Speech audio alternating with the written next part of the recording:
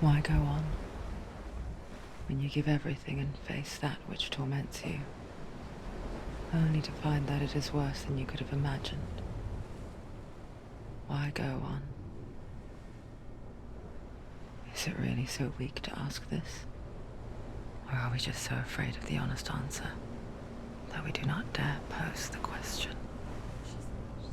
Sometimes the answer lies in a memory, a feeling, a song.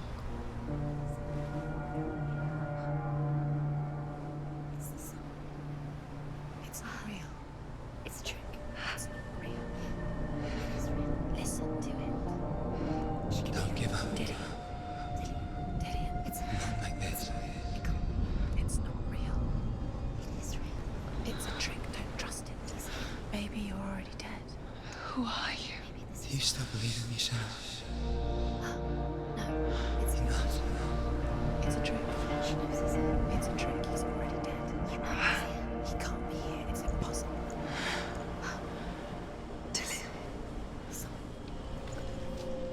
Come to me.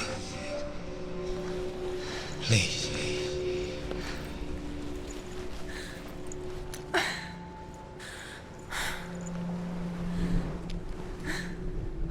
The light. Go towards the light. It's him. There he is. It can't be him. It's just a trick. It's in your mind. No, he's here. It's in your mind. It's real. It's happening. Go towards it.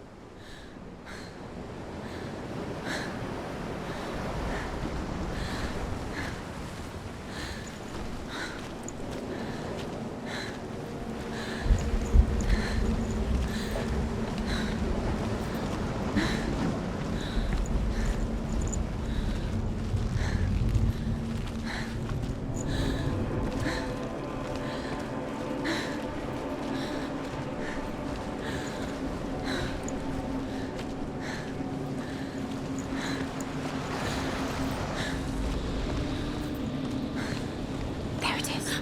Your imagination. It's Dylan. He's gone. You was not slow. How could you? Keep going. How could you? Keep going. Ignore the pain. I told you it was the trick. You. We told you. Where are you going? See, there's nothing to follow. Come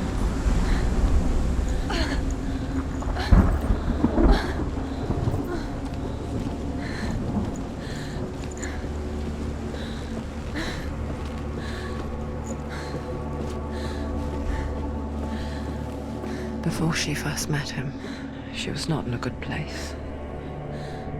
Just a teenager, but not like the others. Barely functioning, she rarely left the house. Her father's in-bell made sure of that. Only occasionally did she venture out on her own, collecting firewood and herbs. Errands out in the Orkney Plains. That was her world. Like this one. Barren and lonely. Getting stronger. You're getting stronger.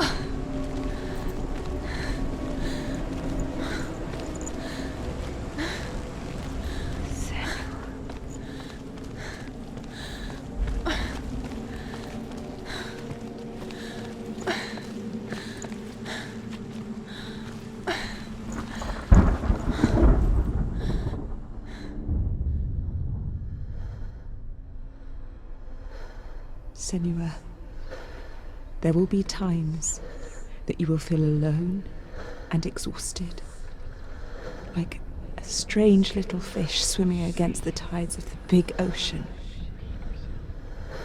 But have the faith to let go and let the tide carry you away. Because the whole ocean is your home, and it does not ask you to swim against it.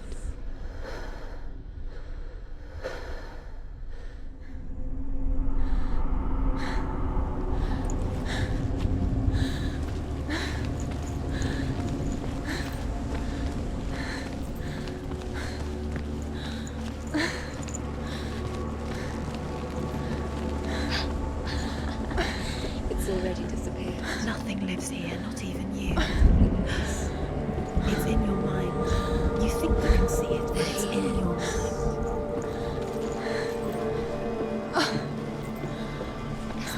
There he was. The lone figure of a boy. He's there, under the tree. Swordplay under the shade of a tree. Come on, you have to. She remembers the first time she saw him. To her young eyes, he moved as if dancing, and the world danced with him. He's there, under the tree. The gloom lifted. For the first time in years, she felt a ray of hope.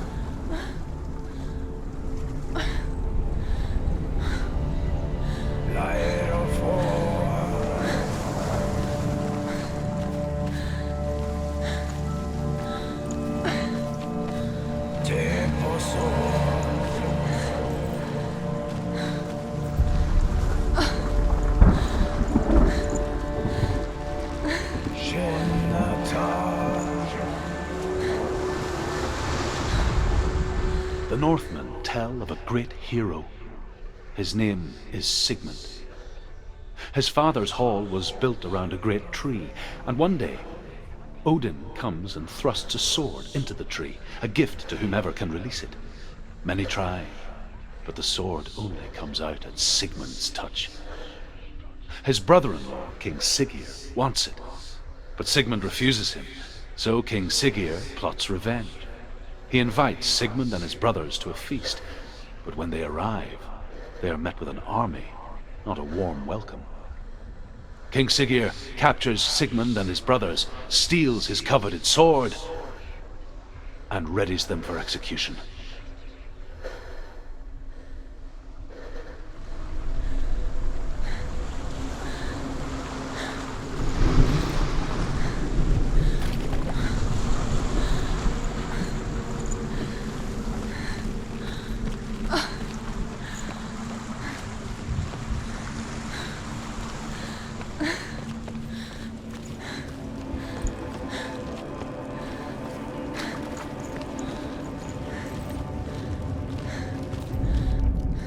Death for Sigmund and his brothers seems certain.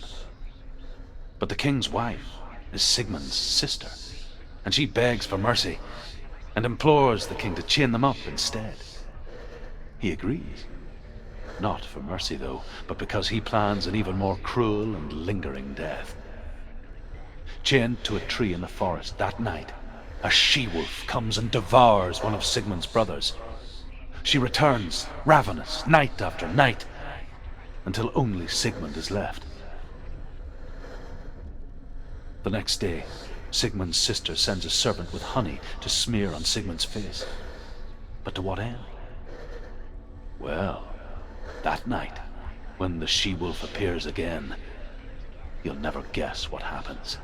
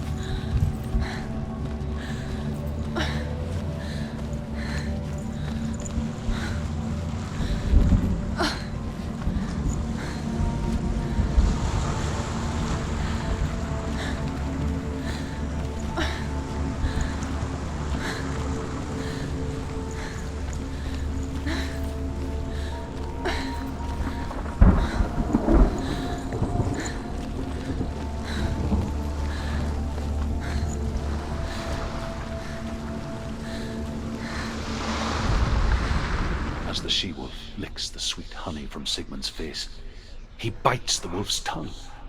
The she-wolf pulls away, but Sigmund holds on. The chains break, and he is free.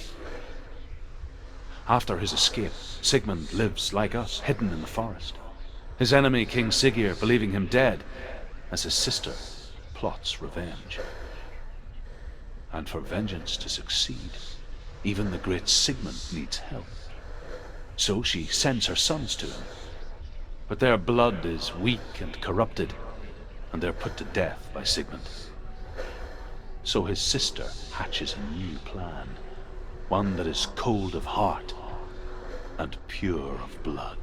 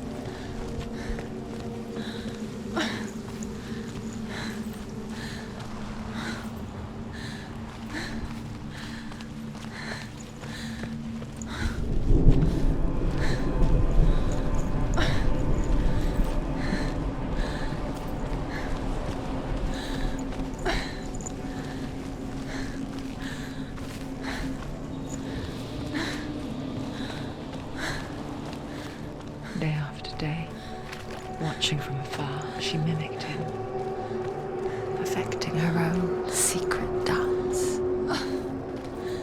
wishing those fleeting moments of light would stretch out to last forever.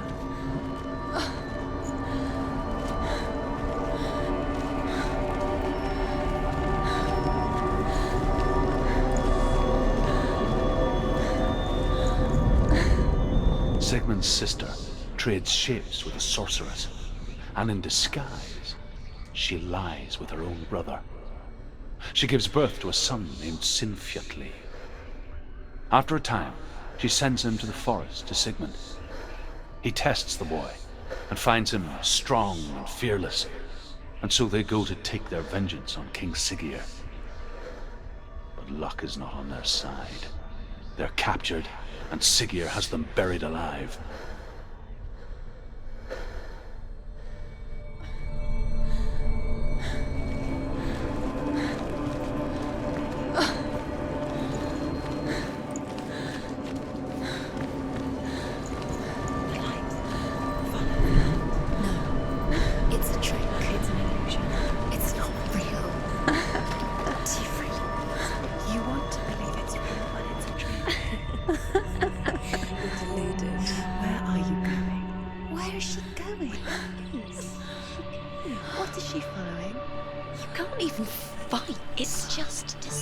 How does he so effortlessly court the world and bliss? If only she could do the same. See the world through eyes anew and dance with it, just like he does.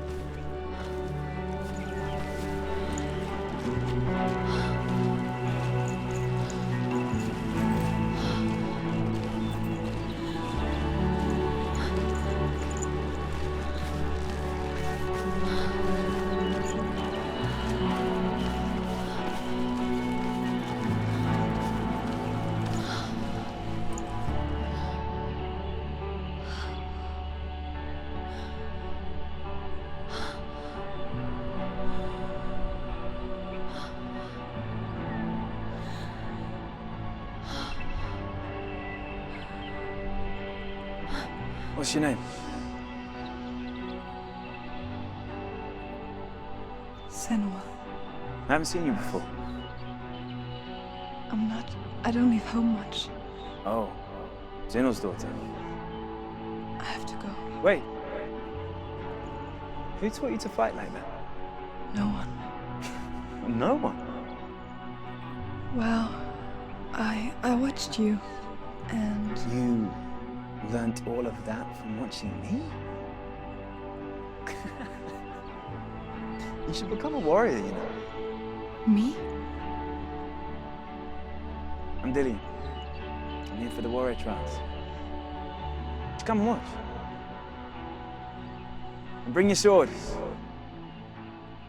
You can't put it into words. That moment when you look into the eyes of the one who's supposed to reassure you, make you feel safe. It only takes an instant. Fear swallows you before you have a chance to make sense of it. And darkness becomes a part of who you are. You killed him. But her world changed the day the Northmen took him from her. Senua knows that there's no going back to how things were. That there's nothing to go back to at all. Stay still, stay quiet, hide, don't tell her. Their gods can see into your mind. They will use this power to destroy They you. won't stop me. I can still feel it. Whatever's left of him, they will never let him go. I'm not gonna let him rot here! You're the one rotting here. Leave me alone! You will die here. No! And all your suffering will have been for nothing. Shut up!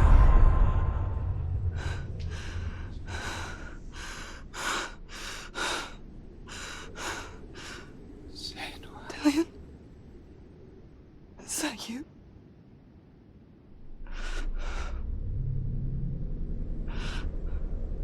I'll find you, my love. I promise.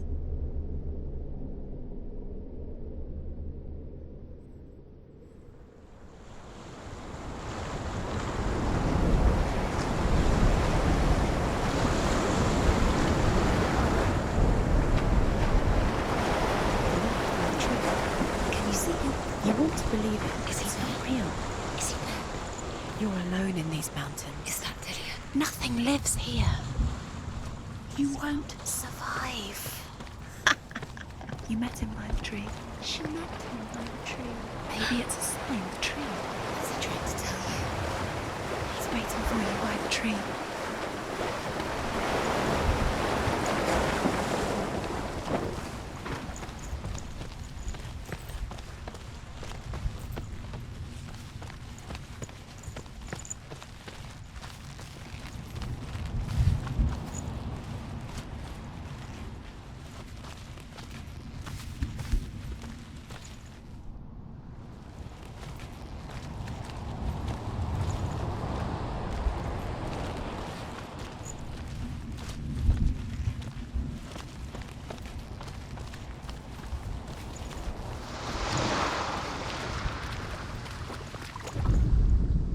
As Sigmund and Sinfjotli are being buried alive, Sigmund's sister throws an armful of straw into the grave mound.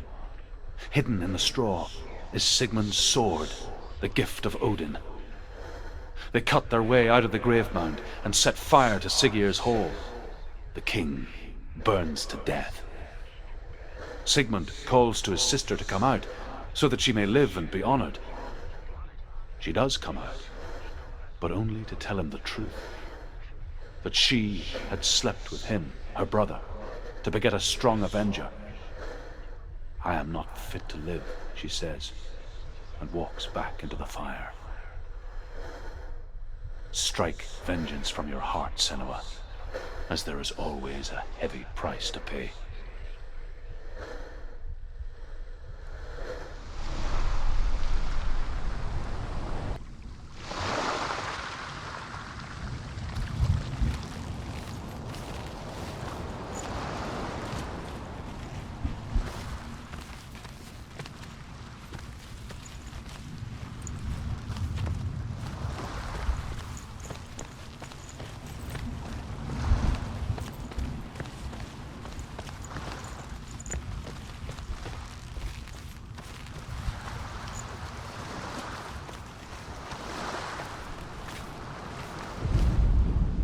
And here is the end of Sigmund's story. He was a fierce and great warrior who fought many battles. But one day, An old man came onto the battlefield. Although shadowed by a hood, Sigmund saw that he only had one eye. The man raised his spear, and Sigmund struck at it with his sword, but the sword shattered into pieces. Sigmund then knew that this was Odin, and thus that victory could not be his. He bowed his head and accepted his end. Dying, he tells his wife that she is with child, and that her son will one day make a great weapon out of the fragments of his sword. The sword named Gram.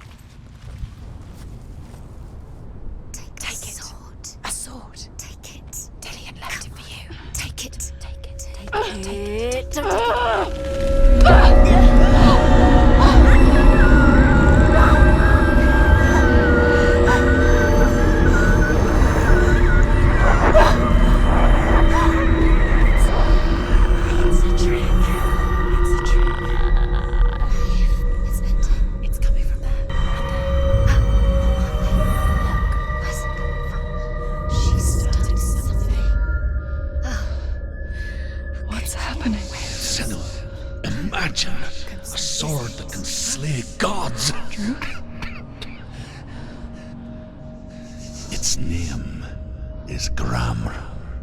It was forged by the god of all Northmen, Odin, and gifted to Sigmund, a great warrior. I need this sword. It's important. Can you help me? The sword appears whole, but it is an illusion. It shattered into shards long ago. It is said a great warrior can reforge Gram by answering the trials of Odin, one for each shard.